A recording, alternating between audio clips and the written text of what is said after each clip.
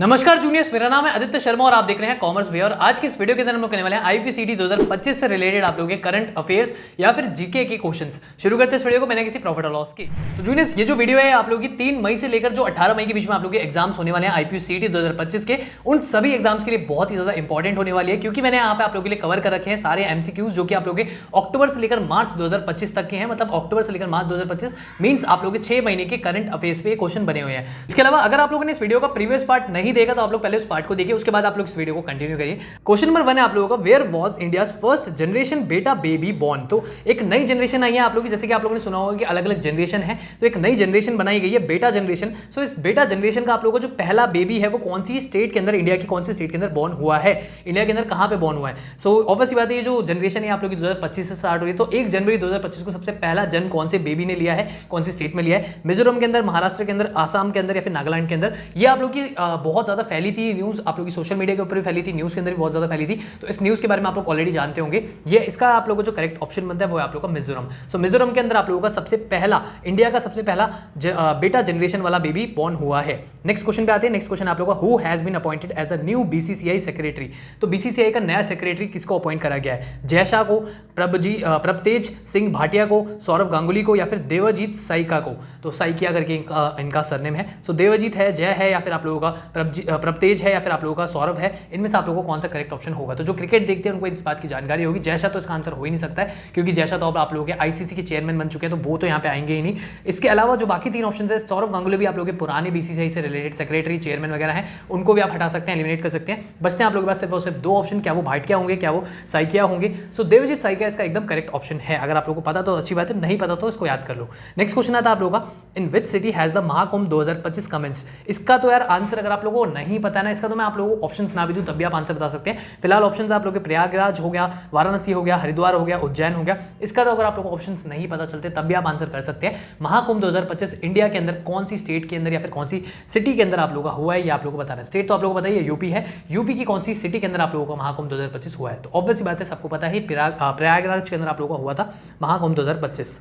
Next question आता है आप लोगों का, where will be the third launch pad for ISRO be establish. ISRO का तीसरा लॉन्च पैड कहां पे एस्टेब्लिश करा जा रहा है, बेंगलुरु के अंदर, चेन्नई के अंदर, श्रीहरिकोटा के अंदर या फिर आप लोगों का कुलासेकरापेटिनम, ऐसे करके एक बहुत लंबा सा नाम है, ये नाम में से बोलने जा रहा, प्रोनाउंस नहीं किया जा रहा, बट आप लोग ऑप्शन देख सकते हैं। इनमें से चारों में से कौन सा करेक्ट होगा, कहां पे इसरो का थर्ड लॉन्च पैड लगाया जा रहा है, फिर लग चुका है, ये आप लोग को बताना है। सो थर्ड लॉन्च पैड आप लोगों का श्रीहरिकोटा के अंदर लगाया गया है। ये आप लोगों की एक सिटी आ जाती है जो कि आप लोगों के आंध्र प्रदेश के अंदर लोकेटेड है। सो वहां पे आप लोगों का ये टोटल बजट है इसका 3984 करोड़ के आसपास, मतलब सोचो ऑलमोस्ट 4000 करोड़ लगा के लोग थर्ड लॉन्च पैड इसरो का बना रहे हैं। अगले क्वेश्चन पे आते हैं। अगला क्वेश्चन है आप लोगों का, where will the world maritime conference 2024 be held. 2024 की वर्ल्ड मैरीटाइम कॉन्फ्रेंस आप लोग की कौन सी सिटी के अंदर हुई थी, या कौन सी आप लोग की स्टेट के अंदर हुई थी, मुंबई के अंदर, चेन्नई के अंदर, कोची के अंदर या फिर कोलकाता के अंदर। तो इन चारों में से आप लोग बताना कि कौन सी सिटी के अंदर आप लोग की वर्ल्ड मैरीटाइम कॉन्फ्रेंस 2024 हुई थी। ये आप लोगों का थोड़ा सा पुराना क्वेश्चन है, मतलब पुराने एग्जाम्स, पुराने उसके अंदर आया था आप लोगों का,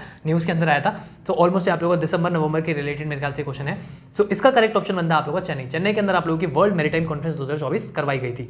नेक्स्ट क्वेश्चन पे आते हैं। नेक्स्ट क्वेश्चन आप लोगों का, in which city was Asia's first water transport service Uber Shikara मेरे ख्याल से इसका नाम है, उबर शिखरा लॉन्च। तो कौन सी सिटी के अंदर एशिया की पहली वाटर ट्रांसपोर्ट सर्विस को लॉन्च किया गया था। ये भी न्यूज़ में बहुत ज़्यादा फैला था, सोशल मीडिया पे बहुत ज़्यादा फैला था। इसका आंसर आप लोगों को पता होना चाहिए, क्या वो चेन्नई है, क्या वो मुंबई है, क्या वो श्रीनगर है, क्या वो भुवनेश्वर है। इसका सही आंसर आप लोगों को पता होना चाहिए। तो इसका सही आंसर आप लोगों का श्रीनगर के अंदर एशिया की पहली water transport service Uber shikhara करके नाम से ये चली थी। तो इसके बारे में आप लोग याद रख सकते हैं इसको।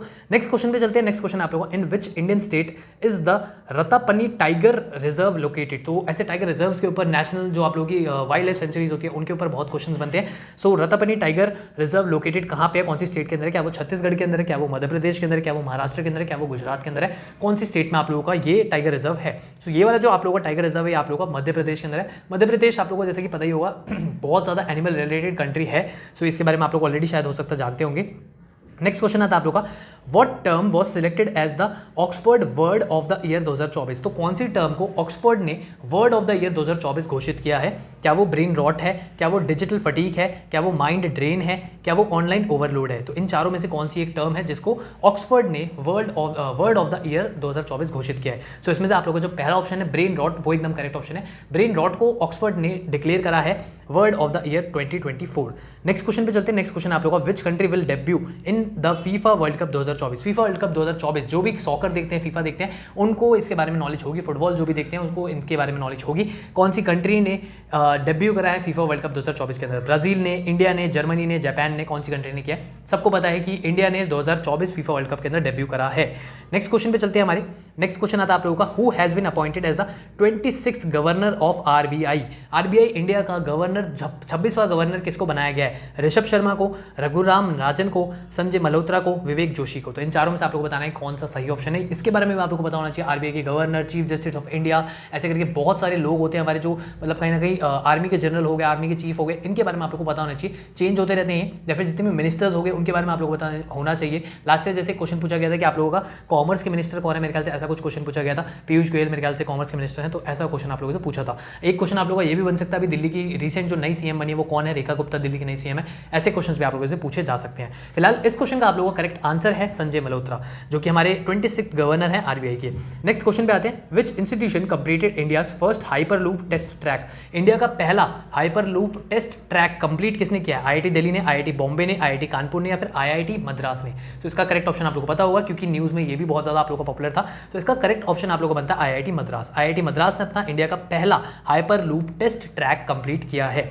नेक्स्ट क्वेश्चन है आप लोगों का, which company partnered with NCERT to launch YouTube channels in 29 Indian languages. कौन सी कंपनी ने पार्टनर किया है, कौन सी ऐसी कंपनी है जिसने पार्टनर किया है एनसीईआरटी के साथ में 29 इंडियन लैंग्वेजेस के अंदर यूट्यूब चैनल्स बनाने में? सो क्या वो माइक्रोसॉफ्ट है, क्या वो गूगल है, क्या वो एप्पल है, या फिर अमेजॉन है? अमेजॉन तो कहीं ना कहीं आप लोग एलिमिनेट कर सकते हैं, क्योंकि ये तो आप लोगों का अलग ही हो जाता है। एप्पल भी एलिमिनेट कर सकते हो, क्योंकि एप्पल का भी ऐसा कोई काम नहीं है। क्या माइक्रोसॉफ्ट हो सकता है, क्या गूगल हो सकता है? इन दोनों में से एक ऑप्शन आप लोगों का करेक्ट हो सकता है। तो मैंने एलिमिनेशन के थ्रू आप लोगों को 2 ऑप्शन तो दे ही दिए, बाकी एक आप लोग जल्दी से करेक्ट आंसर बता दीजिए। नीचे कमेंट सेक्शन में आप आंसर मार्क कर सकते हैं। सो करेक्ट ऑप्शन आप लोगों का कौन सा है? गूगल। गूगल एकदम सही आंसर आप लोगों का, जिसने एनसीईआरटी के साथ में कोलैब करा था और 29 इंडियन लैंग्वेजेस के अंदर इन्होंने यूट्यूब चैनल लॉन्च करे थे। नेक्स्ट हमारा जो आता है क्वेश्चन वो है आप लोगों का, what is the name of Google's revolutionary quantum chip. Google ने एक रेवोल्यूशनरी क्वांटम चिप बनाई है, उसका नाम क्या है? क्या वो क्वांटम लीप है, क्या वो विलो है, क्या वो क्वांटम कोर है, या फिर कोई बिट मैक्स है? तो ऐसे करके आप लोगों को 4 ऑप्शन दे रखें, बताइए इसमें से कौन सा सही होगा। गूगल की रेवोल्यूशनरी क्वांटम चिप आप लोगों की कौन सी है? तो गूगल की रेवोल्यूशनरी क्वांटम चिप का नाम है विलो। विलो इसमें से एकदम सही है। बाकी 3 आप लोगों को क्वांटम से रिलेटेड लग रहे थे, फिर क्यू से रिलेटेड लग रहे थे। बच्चे उनमें से किसी को मार्क करेंगे, बट जिसको पता है उसको पता है कि विलो इसका सही आंसर है। नेक्स्ट क्वेश्चन पे चलते हैं। नेक्स्ट क्वेश्चन आप लोगों को, which country will host the 2034 का फीफा वर्ल्ड कप। तो 2034 मतलब 2034 का जो फीफा वर्ल्ड कप है वो कौन सी कंट्री होस्ट करने वाली है? अगेन जो बच्चे फीफा से रिलेटेड चीज़ें देखते हैं, या फिर जो बच्चे फुटबॉल देखते हैं, सॉकर देखते हैं, उनको पता होगा। कतर इसका सही आंसर है, ब्राजील इसका सही आंसर है, सऊदी अरेबिया इसका सही आंसर है, या फिर रशिया इसका सही आंसर है, आप लोगों को बताना है। तो इसका करेक्ट ऑप्शन बनता है आप लोगों का Saudi Arabia. Saudi Arabia host करने वाला है 2034 का FIFA World Cup. Next question है आप लोगों का, which state is set to become India's top cow milk producer. India की टॉप काउ मिल्क प्रोड्यूसर कौन सी स्टेट बनने वाली, या फिर बन चुकी होगी ऑलरेडी, क्योंकि ये क्वेश्चन आप लोगों को थोड़ा सा पुराना है, तो बन चुकी होगी। कौन सी स्टेट? महाराष्ट्र, यूपी, तमिलनाडु, पंजाब, इन चारों में से कौन सी स्टेट है जो कि इंडिया की टॉप काउ मिल्क प्रोड्यूसर है? काउ का मिल्क, किसी के बाकी किसी का मिल्क नहीं, सिर्फ काउ का मिल्क हम लोग देख रहे हैं। सो मिल्क प्रोड्यूसर टॉप का अगर देखेंगे आप, हो सकता है कोई और स्टेट हो, बट यहाँ पे सिर्फ हम गाय के दूध की बात करें। गाय के दूध में कौन सा टॉप मिल्क प्रोड्यूसर है? यूपी आप लोग का एकदम करेक्ट ऑप्शन है। उत्तर प्रदेश आप लोगों का India top cow milk producer बन जाता है। नेक्स्ट आता है क्वेश्चन आप लोगों का, how many more countries does NPCI international plan to expand UPI services to join in 2025।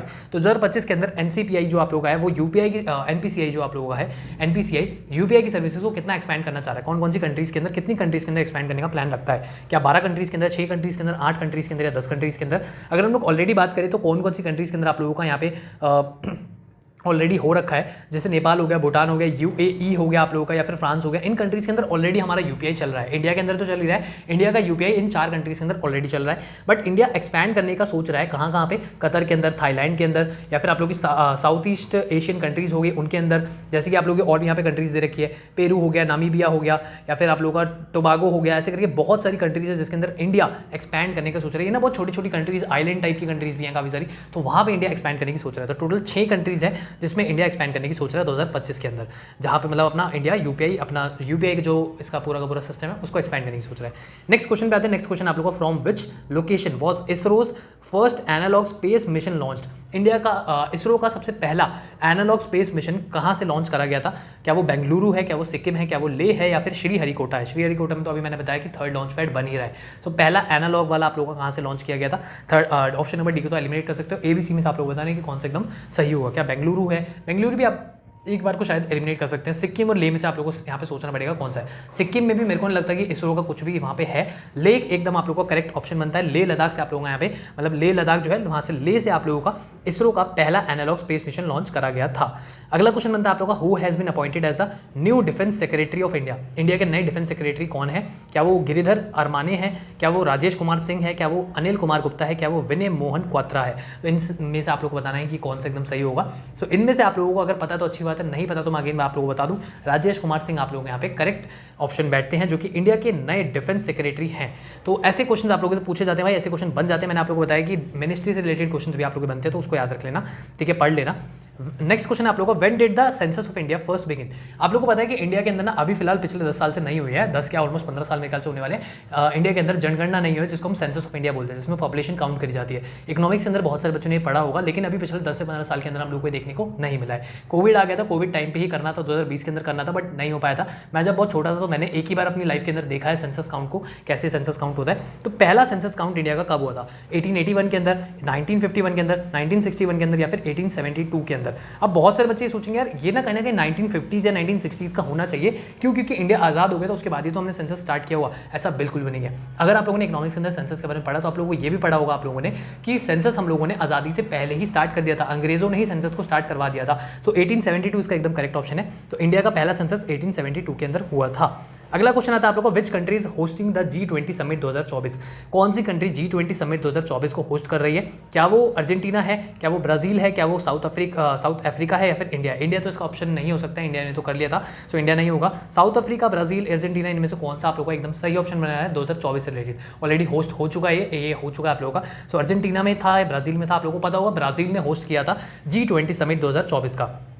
अगला क्वेश्चन पे आते हैं। अगला क्वेश्चन आप लोगों का, which country has launched its first AI data bank to enhance national security. कौन सी कंट्री ने अपना first AI data bank launch किया है अपनी सिक्योरिटी को, नेशनल सिक्योरिटी को इंक्रीज करने के लिए? इंडिया ने, यूएस ने, चाइना ने, या रशिया ने? इसके अंदर भी आप लोग सोचेंगे कहीं ना कहीं कि यार यहाँ पे तो यूएस या फिर चाइना ही होना चाहिए। तो आप लोग जरा सोचिए और इसका आंसर बताइए जल्दी से। मैं भी आप लोगों के लिए वेट करता हूँ कि कौन सा सही ऑप्शन होगा। सो अगर आप लोगों ने इसका सही आंसर बता दिया है तो इसका सही आंसर आप लोगों का होगा इंडिया। इंडिया ही इसका एकदम करेक्ट ऑप्शन है, ना कि यूएस, ना कि चाइना। इंडिया और चाइना मतलब यूएस और चाइना से भी बेटर इंडिया ने करा है ये चीज़ कि इंडिया ने अपना पहला डेटा बैंक निकाला है। नेक्स्ट क्वेश्चन आता है आप लोगों का, which state will host the 38th edition of national games in 2025। तो इंडिया के अंदर कौन सी स्टेट नेशनल गेम्स 2025 का बेसिकली 38 एडिशन नेशनल गेम्स का होस्ट करने वाली है? क्या वो उत्तराखंड है, क्या वो गुजरात है, क्या वो केरला है, क्या वो महाराष्ट्र है? तो इन चारों में से आपको बताना है कौन सा करेक्ट ऑप्शन होगा, कौन सी स्टेट होस्ट करने वाली है 38th edition of national games in India. So इसका करेक्ट ऑप्शन आप लोगों का बनेगा उत्तराखंड। उत्तराखंड होस्ट करने वाला है 38th एडिशन नेशनल गेम्स का।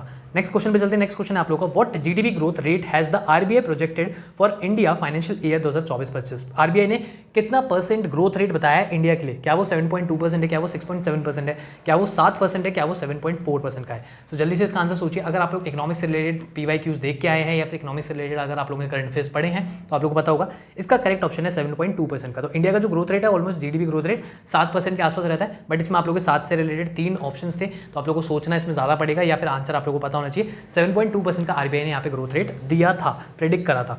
नेक्स्ट है आप लोगों का, who was recently appointed as the chairman of Tata trust. Tata में आप लोगों को बताइए कि जैसे अभी रिसेंटली हमारे जो रतन टाटा थे उनकी डेथ हो गई थी, तो उसके बाद किसको यहाँ पे टाटा ट्रस्ट का चेयरमैन बनाया गया था? क्या वो नोएल टाटा है, क्या वो नेविल टाटा है, क्या वो नटराजन चंद्रशेखरन है, या फिर वो आप लोगों की साइरस मिस्त्री है? तो इनमें से आप लोग बताना है कि कौन सा करेक्ट ऑप्शन होगा। सो ये भी आप लोगों ने न्यूज़ में देखा होगा, बहुत ज़्यादा उस टाइम पे न्यूज़ में आया था कि किसको मिलेगी उनकी जायदाद, किसको मिलेगी प्रॉपर्टी, किसको चेयरमैन बनाया जाएगा टाटा ट्रस्ट का। तो टाटा ट्रस्ट का चेयरमैन बनाया गया था नोएल टाटा को। तो जूनियर्स आज की वीडियो में इतना ही। आई होप आप लोगों की वीडियो पसंद आई होगी। अगर वीडियो पसंद आई तो वीडियो को लाइक करो, शेयर करो अपने दोस्तों के साथ। मैं मिलता हूं आपसे अगली वीडियो में, अभी के लिए इतना ही। धन्यवाद।